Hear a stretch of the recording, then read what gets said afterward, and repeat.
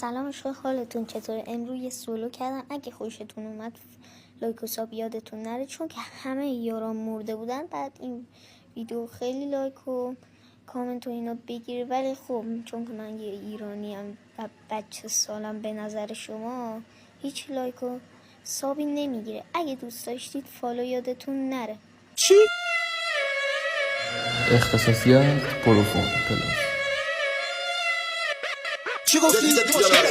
چی گفتی؟ چیزی برای گفتن نداره. گاش گوش. جدی شوخی‌های منو جدی میگیری؟ آره؟ جدی‌های منو شوخی میگیری؟ TMC Music 8D.